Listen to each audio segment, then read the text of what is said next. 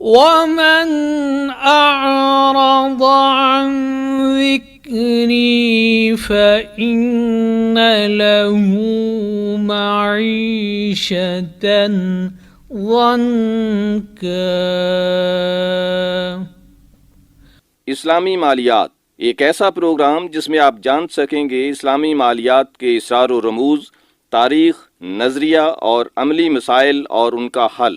اسلامی مالیات جناب محمد ایوب کے ساتھ، پروڈیوسر ندا نعیم، پیشکش رفا انسٹیٹیوٹ آف میڈیا سائنسز۔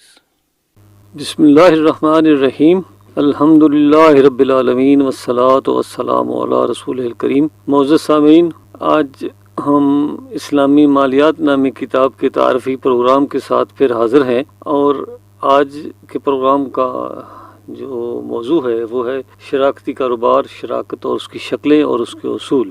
اس سے پہلے ہم جو موڈز ڈسکس کر چکے اس میں ٹریڈنگ اور اجارہ یعنی لیز، اور آج جس پر بات ہوگی وہ ہے پارٹنرشپ یعنی شراکت۔ اس سے پہلے ہم دوسرے چیپٹر کے تعارف میں یہ واضح کر چکے ہیں کہ بنیادی طور پر اسلامک بینکنگ کی بنیاد جو ہے، جو بیسس ہے، فاؤنڈیشن ہے، وہ شراکت پر ہی ہے۔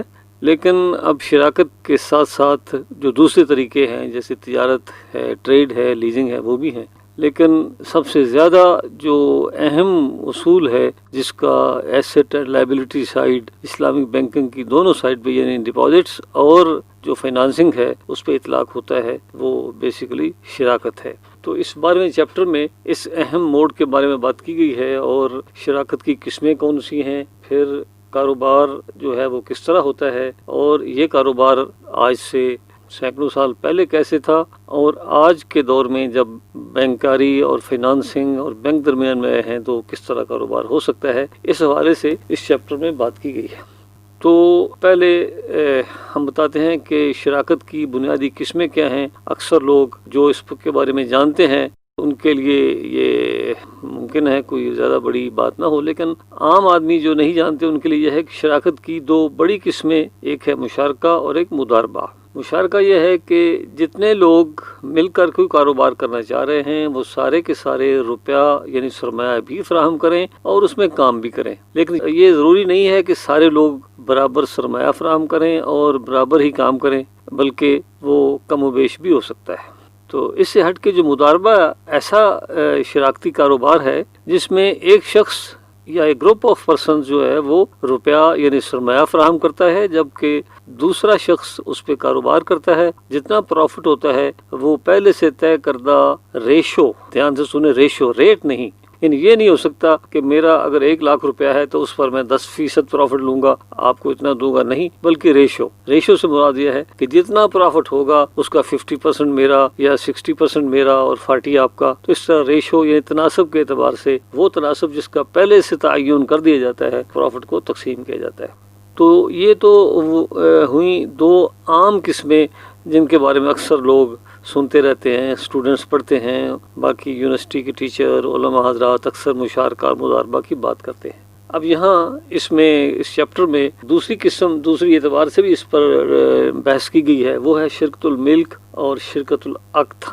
عام جو شرکہ یا پارٹنرشپ جو بزنس کنسرن میں ہوتی ہے وہ ہے شرکت العقد یعنی کمرشل پارٹنرشپ، جس کا مقصد کاروبار کمانا ہے۔ یعنی ایک کاروبار کیا، اس میں کچھ سیل ہوئیں، کچھ ایکسپینسز ہوئے، یعنی ایکسپینسز نکال کے ٹوٹل ریونیو میں سے جتنا پروفٹ آیا اس کو آگے ڈسٹریبیوٹ کیا جائے تو ہم کہیں گے کہ شرکت العقد ہے، یعنی یہ کمرشل پارٹنرشپ ہے۔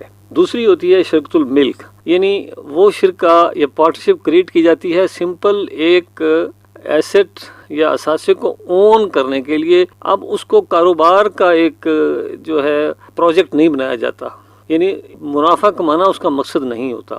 دوسرے لفظوں میں ہم یہ کہہ سکتے ہیں کہ دو ABC 3 آدمی مل کے ایک پروجیکٹ، ایک بلڈنگ، ایک کوئی گاڑی خریدتے ہیں۔ اب ان کا یہ نہیں ہے کہ اس کو بیچیں گے اور پروفٹ ہوگا یا اس سے جو کاروبار ہوگا اس سے ہم تقسیم کریں گے، نہیں، بلکہ وہ کہتے ہیں دونوں ہم اس کو لے رہے ہیں اور دونوں کا مشترکہ رہے گا، اور اس پر جو الٹیمیٹلی بعد میں اس کو ہم اگر ڈسپوز آف کریں تو اس میں کوئی فرق ہے تو وہ البتہ ہم آپس میں شیئر کر سکتے ہیں۔ تو دوسرے لفظوں میں جو یہ میں کہنا چاہ رہا ہوں کہ شرکت الملک ایک اہم موڑ ہے جس کی بنیاد پر جدید دور میں بینکوں نے ایک دوسرا موڑ دریافت کیا ہے، وہ ہے شرکت متناقصہ کا ڈیمینشنگ مشارکہ، جس کی بنیاد پر ہاؤسنگ فائنانس جو ہے وہ اسلامک بینک کرتے ہیں۔ تو اس پر انشاءاللہ ہم اگلے پروگرام میں بات کریں گے۔ آج ہم دیکھتے ہیں کہ مشارکہ کے بنیادی اصول جو ہیں، اور جو اس چیپٹر میں ایک خاصا لمبا چیپٹر ہے، صفحہ نمبر 405 سے لے کے تقریباً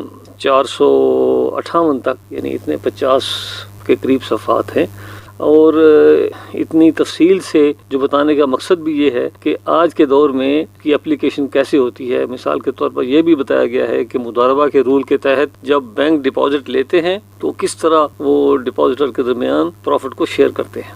تو پہلے تو ہم اس میں تھوڑا سا ڈسکس کرتے ہیں کہ مشارکہ کے بنیادی اصول کیا ہیں۔ مشارکہ ہو یا مضاربہ ہو، سب سے اہم اصول اس میں یہ ہے کہ پروفٹ کی ڈسٹریبیوشن سارے حصہ دار اپنی مرضی سے، یعنی ایک دوسرے کے باہمی ایگریمنٹ سے، باہمی صلاح مشورے سے طے کر سکتے ہیں، اور وہ ریشو مختلف ہو سکتی ہے۔ یعنی پروفٹ میں 40 لیتا ہوں، دوسرا کوئی 30 لیتا ہے، اور تیسرا جو ہے وہ باقی 30 لیتا ہے۔ اچھا، اس میں یہ بھی ہو سکتا ہے کہ جو فائنانس میرا 50 ہے لیکن پروفٹ میرا 60 ہے، اس لیے کہ میں وہاں فائنانس کے علاوہ زیادہ ٹائم دیتا ہوں، یا کسی شخص کی ایکسپرٹیز زیادہ ہے۔ مثال کے طور پر ایک شخص ہے، وہ کہتا ہے جی پروفٹ میرا اس لیے زیادہ ہوگا کہ میں اپنا سرمایہ بھی فراہم کر رہا ہوں، اور میں مارکیٹ سے جو کریڈٹ ہے جو ادھار پہ لوگ لے جاتے ہیں وہ بھی میں جا کے لوں گا۔ تو دوسرے لفظوں میں جب بھی مشارکہ کے لیے کوئی منصوبہ بنے گا تو اس میں جو پروفٹ کا تعین ہے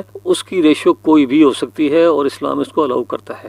اس کے برعکس نقصان کے بارے میں یہ بہت واضح اصول بتا دیا گیا ہے، اور اس میں جتنے ہمارے فقہاء ہیں ان میں کوئی اختلاف نہیں ہے کہ نقصان سٹرکٹلی اس ریشو کے اعتبار سے برداشت کرنا پڑے گا جس ریشو سے سرمایہ میں حصہ لگایا گیا ہے۔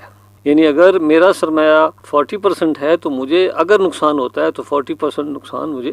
تو اس طرح پہلی بات اس حوالے سے جو اہم ہے وہ یہ ہے کہ while profit can be different from the ratio of the capital, loss has to be borne keeping in view the amount of investment. یعنی جتنی انویسٹمنٹ ہے اس کے مطابق ہمیں لاس برداشت کرنا پڑے گا۔ تو اب ایک اہم بات یہ ہے کہ اسلامک فائنانس میں لاس کا مطلب کیا ہے اور پروفٹ کا مطلب کیا ہے۔ جیسے اگر کوئی شخص کہتا ہے جی، جیسے سودی بینکوں میں کیا ہے کہ کسی کو فائنانس کیا اور یہ طے کیا کہ 20% یا 15% پروفٹ ہوگا، اب پروفٹ ہوا کم 10%، تو کیا دیتے ہیں جی لاس ہو گیا، یعنی پروفٹ کم ہوا تو ان کے اعتبار سے یہ لاس ہے۔ اسلامک فائنانس میں لاس یہ ہے کہ کیپٹل اتنا کم ہو جائے، اگر 1% بھی پروفٹ ہوا ہے تو پروفٹ ہوا ہے۔ لاس کا مطلب سمپل یہ ہے کہ اگر میں نے 1 ملین کیپٹل لگایا تھا تو جب سال کے بعد حساب کیا تو 1 ملین میرا انٹیکٹ نہیں رہا بلکہ وہ 9 لاکھ ہوا، تو ہم کہیں گے کہ 10% لاس ہو گیا۔ تو وہ لاس جو ہے وہ پیسے والے کو برداشت کرنا پڑے گا۔ جیسے میں نے بتایا کہ مضاربہ میں اگر بینک جو ہے وہ فائنانس پرووائڈ کرتا ہے اور 2 بندے مل کے کوئی کاروبار کر رہے ہیں اور اس میں نقصان ہوتا ہے، تو بینک کا نقصان یہ ہوگا کہ اس کا کیپٹل کم ہو جائے گا، اور جو بندہ یا جو پارٹی کاروبار کرے اس کا نقصان یہ ہوگا کہ اس 1 سال کا اس محنت کا اس کو کوئی ریوارڈ نہیں ملے گا۔ تو یہ ایک اہم اصول ہے جس کا میں سمجھتا تھا کہ ذکر کرنا ضروری ہے۔ اس کے علاوہ پروفٹ کے اعتبار سے ایک دوسری بات اہم یہ ہے کہ فائنانسر یا جو روپیہ فراہم کرنے والا بندہ کبھی یہ نہیں کہہ سکتا جی مجھے انویسٹمنٹ کے اعتبار سے فکس اماؤنٹ چاہیے کہ میری انویسٹمنٹ 1 لاکھ یا 1 ملین ہے، مجھے 10,000 یا 20% چاہیے۔ نو، یہ پھر انٹرسٹ یا ربا ہو جائے گا، بلکہ اصول یہ ہے کہ اس کے جو ایکسپینسز نکال کے جو پروفٹ آئے گا، پروفٹ کی ایک ریشو، جیسے میں نے پہلے عرض کیا، وہ پروفٹ کی جو ریشو کے اعتبار سے اس کو ڈسٹریبیوٹ کیا جائے گا۔ تو اب یہ ہے کہ یہ جو مشارکہ اور مضاربہ کے اصول ہے، اس کا بینک آگے کیسے استعمال کرتے ہیں اور اس میں کیا مختلف مسائل آتے ہیں یا بینکوں کو کیا اس میں جو سہولت حاصل ہے۔ ایک تو اہم یہ ہے کہ جس طرح عام کاروبار میں یا عام لوننگ میں بینک گارنٹی لیتے ہیں، اس طرح شراکت میں بھی گارنٹی لی جا سکتی ہے، لیکن اس گارنٹی یا سیکیورٹی کا استعمال وہ اس طرح ہوگا کہ اگر جو مضارب یا جس نے کاروبار کے لیے پیسہ لیا ہے اس کی طرف سے کوئی نیگلیجنس ثابت ہو جائے تو اس نیگلیجنس کے اگینسٹ اس کی گارنٹی سے جو وہ نقصان ہے پورا کیا جائے گا. ادروائز اگر کاروباری نقصان ہوتا ہے تو وہ تو پھر رب المال کو یعنی فائنانسر کو برداشت کرنا پڑے گا. دوسرے لفظوں میں شراکت کے کسی بھی قسم میں جو گارنٹی ہوتی ہے وہ عام حالات میں استعمال نہیں کی جا سکتی. یعنی میں نے کسی بینک سے سرمایہ لیا اور مجھے واقعتاً جو بزنس لاس ہو گیا تو اب بینک یہ نہیں کہہ سکتا کہ جو آپ نے جو گارنٹی دی تھی میں اس سے اپنا لاس پورا کرتا ہوں. نہیں، اس لیے کہ مشارکہ کا مطلب یہ ہے کہ بینک کو لاس برداشت کرنا پڑے گا. لیکن اگر یہ ہو کہ میں نے نیگلیجنس کی اور کاروبار اس طرح نہیں کیا جس طرح مجھے کرنا چاہیے تھا تو پھر وہ جو نقصان ہے وہ میری سیکورٹی سے پورا کیا جا سکتا ہے. اب نیگلیجنس کیا چیز ہے؟ نیگلیجنس اب بینک کہے جی کہ آپ کی نیگلیجنس ہے، کلائنٹ کہے جی نہیں میری نیگلیجنس نہیں ہے، تو اس کے لیے بھی فقہا نے تعین کر دیا ہے. اس کی تفصیل اس طرح ہے کہ ایک تو یہ ہے کہ دونوں میں ایگریمنٹ ہو، یعنی پیسے والا بندہ یہ کہتا ہے کہ آپ مین بازار سے جو مین مارکیٹ سے کپڑا خریدیں اور اپنے گاؤں یا چھوٹا جو محلہ ہے وہاں جا کے بیچیں، لیکن آپ نے کاروبار کیش کا کرنا ہے، کریڈٹ کا نہیں کرنا. اور اگر آپ نے کریڈٹ کا کاروبار کیا اور ڈیفالٹ ہوا تو آپ ذمہ دار ہوں گے. اب اگر میں نے وہ کاروبار کریڈٹ کا کیا اور نقصان ہوا تو مطلب یہ ہوگا کہ وہ نقصان میری وجہ سے ہوا اور مجھے برداشت کرنا پڑے گا. یہ ایک نیگلیجنس ہے، اس کی ایک مثال ہے. دوسرا یہ ہے کہ وہ جو عرف میں عام حالات میں ہم کہتے ہیں عرف میں ایک احتیاط ہونی چاہیے.